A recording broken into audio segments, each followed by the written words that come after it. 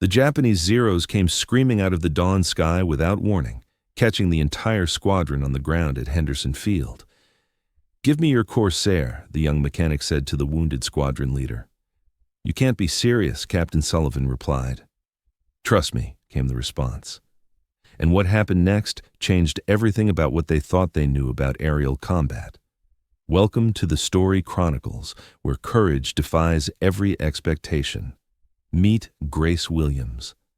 22 years old, short brown hair always tucked under a worn baseball cap, green eyes that seemed to absorb every detail of aircraft engines and flight manuals.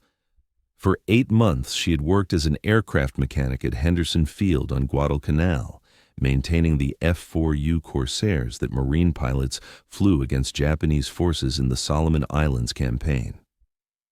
To the Marines who flew these missions daily, Grace was just another skilled mechanic who kept their planes airworthy. She knew every bolt, wire, and hydraulic line in the Corsair better than most pilots knew their own aircraft. The Marines respected her technical expertise, but they saw her as support personnel, not as someone who belonged in the cockpit of a fighter plane. What none of them knew was that Grace Williams had been flying since she was 14 years old. Her father, Colonel William Williams, had been a World War I ace pilot who returned from France with 12 confirmed kills and a chest full of medals. After the war, he had started a small aviation company in rural Kansas, teaching civilian pilots and maintaining aircraft for local ranchers and businessmen. Grace had grown up in hangars, learning to read aircraft like other children learned to read books. Her father had taught her everything about flying that the military taught its pilots, plus techniques he had developed during aerial combat over the Western Front. By the time she was 18, Grace could outfly most civilian pilots and had logged more hours in high-performance aircraft than many military aviators. But when America entered World War II, military regulations prevented women from serving as combat pilots. The Women Air Force Service Pilots program allowed women to ferry aircraft and test fly repaired planes, but combat missions remained exclusively male territory. Grace had tried to enlist as a pilot, but bureaucratic barriers and institutional policies had channeled her into mechanical support roles. So she had volunteered as an aircraft mechanic, reasoning that maintaining combat aircraft was better than being completely excluded from the war effort. For 8 months, she had kept Corsairs flying while watching male pilots execute the same maneuvers her father had taught her years earlier. During her time at Henderson Field, Grace had used her mechanical access to study every aspect of Corsair performance and combat tactics. She memorized flight characteristics, analyzed combat reports, and identified technical modifications that could improve aircraft performance. Her mechanical expertise had saved dozens of aircraft that other technicians would have declared unflyable. Grace had also established relationships with sympathetic pilots who allowed her to practice basic flight procedures during maintenance test flights. She had accumulated significant flight time in Corsairs, but always under the pretense of mechanical testing rather than pilot training. Captain James Sullivan was everything Grace was not: celebrated, respected, and given every opportunity to prove his aerial combat skills. At 28 years old, he led the 214th Fighter Squadron with a reputation built on 18 months of successful missions against Japanese forces throughout the Pacific Theater. Sullivan had shot down 11 Japanese aircraft during his tour, making him one of the most successful pilots at Henderson Field. His experience and tactical knowledge were respected by pilots throughout the Marine Corps, and his leadership had kept his squadron effective during some of the most intense aerial combat of the Pacific War. Sullivan knew Grace existed. She maintained the Corsairs his squadron flew, and her mechanical expertise had kept his aircraft operational when other mechanics couldn't solve complex technical problems. But to him, she was skilled support personnel, not someone whose tactical input would be valued in a community where combat experience was the only credential that mattered. The relationship between Sullivan and Grace exemplified the broader challenge of recognizing capability that didn't fit institutional expectations. He respected competence and dedication, but his definition of both was limited by experiences that hadn't included working with women in combat roles. The morning that changed everything had been planned as routine combat air patrol training. Sullivan's squadron was scheduled to conduct formation flying exercises and gunnery practice before their afternoon mission against Japanese positions on Bougainville. The pilots had been briefing in the operations tent when the attack began. At 06:23 hours, radar stations detected incoming aircraft approaching from the northwest. The first warning came over the base communication system as air raid sirens began wailing across Henderson Field. All personnel take cover. Incoming enemy aircraft. This is not a drill. The Japanese attack had been planned with tactical precision. 24 Mitsubishi A6M Zero fighters had approached at low altitude to avoid radar detection, timing their arrival to coincide with the morning when most American aircraft would be on the ground being serviced and refueled. Sullivan's squadron was caught completely unprepared. Their Corsairs were dispersed across the flight line, but most were being refueled or undergoing maintenance. Only 3 aircraft were immediately ready for takeoff, and the Japanese were already strafing the airfield with devastating accuracy. The first strafing run destroyed 2 parked Corsairs and damaged the operations tent where pilots had been conducting their mission briefing. The second attack targeted fuel storage areas, sending massive fireballs across the airfield that made visibility nearly impossible. Contact, contact. Sullivan's radio crackled with reports from across the base, multiple enemy fighters conducting strafing attacks on the airfield. All available pilots to your aircraft immediately. But getting to their aircraft meant crossing open ground that was being swept by Japanese machine gun fire. Sullivan watched as pilots ran toward their planes, while enemy bullets sparked off concrete and tore through aircraft that hadn't been moved to protective positions. Grace had been conducting pre-flight inspections on Sullivan's Corsair when the attack began. The first strafing run passed directly over her position, forcing her to take cover behind the aircraft's engine, cowling as bullets shattered the canopy of a neighboring fighter. As she crouched behind the Corsair, Grace could see the tactical situation developing with clarity that surprised her. The Japanese were conducting coordinated attacks designed to destroy American aircraft on the ground and prevent effective response. Their timing and positioning showed thorough reconnaissance of Henderson Field's layout and operational procedures. Sullivan was pinned down 200 yards away, unable to reach his aircraft without exposing himself to enemy fire. 2 other pilots, Robert Fisher and Michael Carter, had been wounded during the first strafing run and were unable to continue toward their planes. That's when Grace made a decision that would define the rest of her military service. Instead of seeking shelter like other ground personnel, she was going to get Sullivan's Corsair airborne and engage the Japanese fighters that were systematically destroying her base.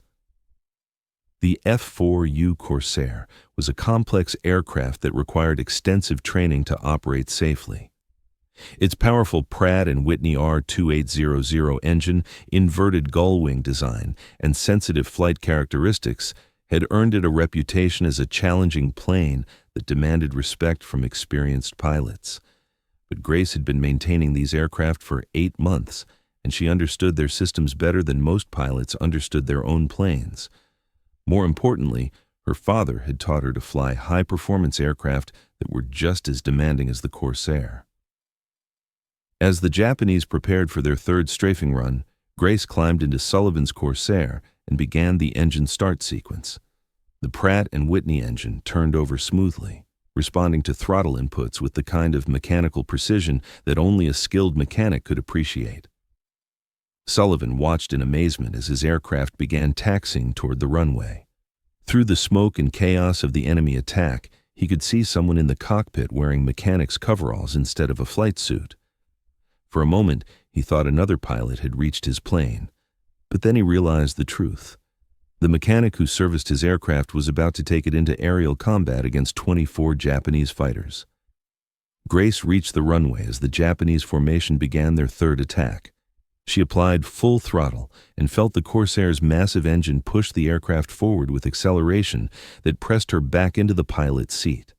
The fighter lifted off after a ground roll of less than 800 feet, climbing rapidly toward the enemy formation. What happened over the next 45 minutes redefined everything the Marines at Henderson Field thought they knew about aerial combat capability and the difference between credentials and skill. Grace intercepted the Japanese formation at 8,000 feet, attacking from below and behind, with tactics her father had taught her during their training flights over Kansas farmland. Her first target was a Zero that had separated from the main formation, positioning itself for another strafing run on the airfield. The engagement was over in seconds. Grace's first burst of machine gun fire struck the Zero's engine, sending the Japanese fighter tumbling toward the ocean in flames. Her gunnery was precise and economical, using short bursts that conserved ammunition while achieving maximum effect. Base operations. "This is Corsair 27, Grace called on the radio frequency Sullivan Squadron used for tactical communication. "I have engaged enemy fighters north of the field, requesting immediate support from available aircraft." The radio response came from Sullivan himself, who was still pinned down by enemy strafing. 27. Identify yourself. "Who is flying my aircraft?" Grace's response was calm and professional, using radio procedures she had learned by monitoring squadron communications for 8 months. 27 is Grace Williams, aircraft mechanic. "Enemy fighters were destroying our planes on the ground. Someone had to get airborne." Sullivan stared at his radio in disbelief. The woman who maintained his aircraft was conducting aerial combat against 24 Japanese fighters, using tactics that sounded tactically sound and professionally executed. The Japanese formation leader had noticed the lone American fighter attacking his squadron and was maneuvering to eliminate the threat. 6 Zeros turned to engage Grace's Corsair, setting up a classic trap that had destroyed many inexperienced American pilots. But Grace had been trained by a World War I ace who understood aerial combat tactics that predated the Japanese pilot's training. She used the Corsair's superior speed and diving ability to avoid the trap, leading the Japanese fighters into a turning fight where her gunnery skills could be decisive. Her second kill came during a high-speed diving attack that caught a Japanese pilot attempting to climb away from the engagement. Grace's machine gun fire struck the Zero's fuel tank, creating an explosion that was visible from Henderson Field. 2-7, outstanding shooting, Sullivan radioed from his position on the ground. "What's your ammunition status?" "Approximately 60% remaining," Grace replied as she maneuvered to avoid 3 Zeros that were converging on her position. "Requesting immediate support. I count 22 enemy aircraft still operational. Help was already on the way." 2 Marine pilots had managed to reach their aircraft and were taking off to join the engagement. But Grace was fighting alone against odds that would have challenged an entire squadron of experienced pilots. Her third kill demonstrated tactical awareness that impressed Sullivan and every other Marine who was monitoring the radio frequency.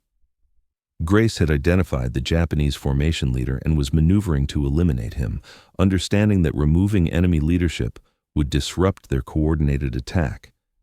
The engagement required her to penetrate a defensive formation of 6 Zeros, shoot down the leader, and escape before the remaining Japanese fighters could coordinate their response.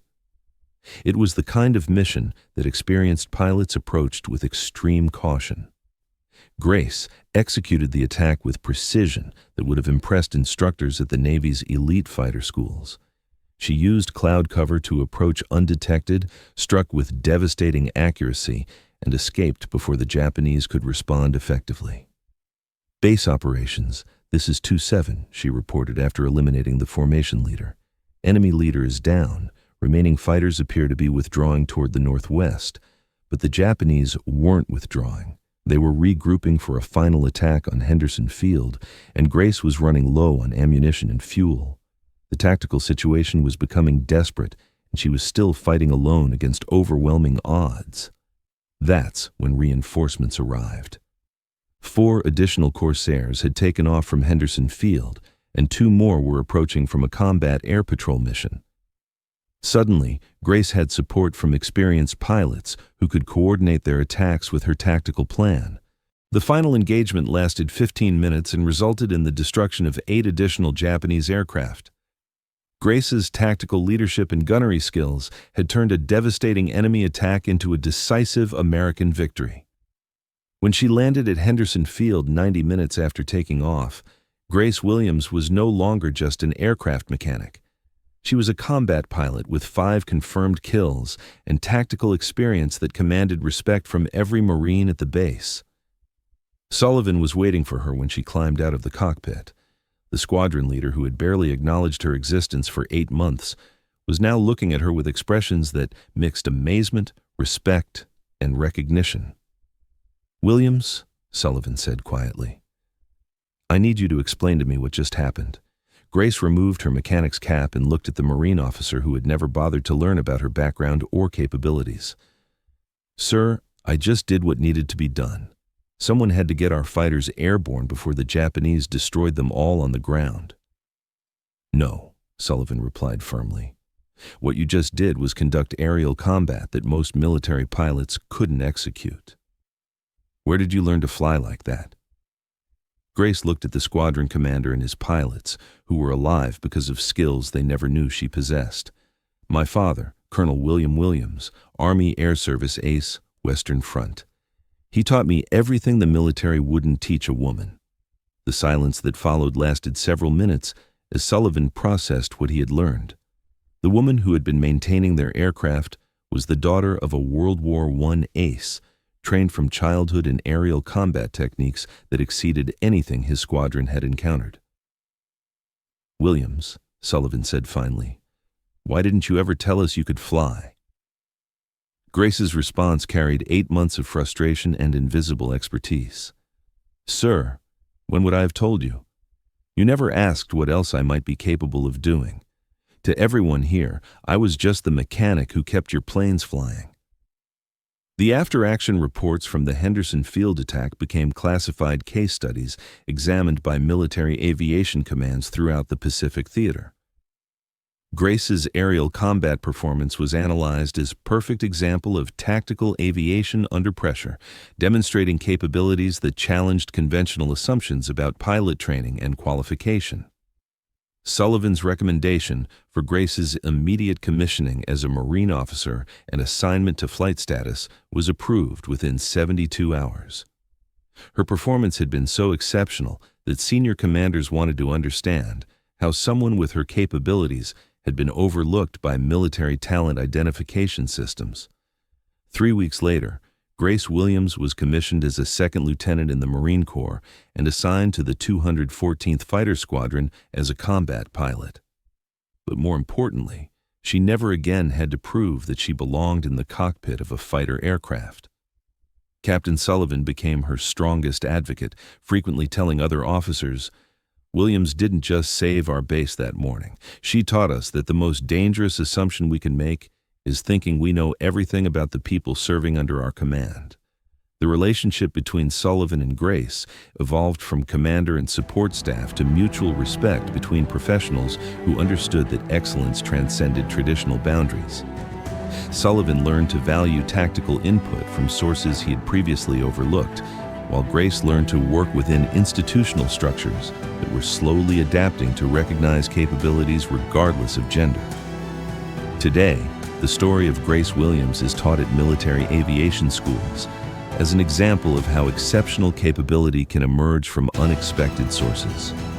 Her 5 aerial victories and tactical leadership during the Henderson Field attack demonstrated that combat effectiveness has nothing to do with expectations and everything to do with preparation meeting opportunity. Have you ever been underestimated by people who didn't bother to learn what you were really capable of achieving? Grace's story reminds us that the most valuable assets are often the ones we overlook because they don't fit our preconceptions about where talent comes from. The Marines who saw her as just a mechanic learned that true capability doesn't announce itself with credentials. It simply performs when performance becomes the difference between victory and defeat. Sometimes the most elite warriors are the ones maintaining the equipment for people who think they're elite. If you believe that real strength often hides behind humble circumstances, share this story with someone who needs to hear it. Because somewhere, someone extraordinary is being overlooked by people who can't see past their own assumptions about what greatness looks like. Grace Williams didn't just maintain fighter aircraft. She was forged by them, waiting for the moment when invisible expertise would become the difference between victory and defeat. Join the Story Chronicles, where courage defies every expectation, and subscribe to never miss these incredible stories of hidden heroes.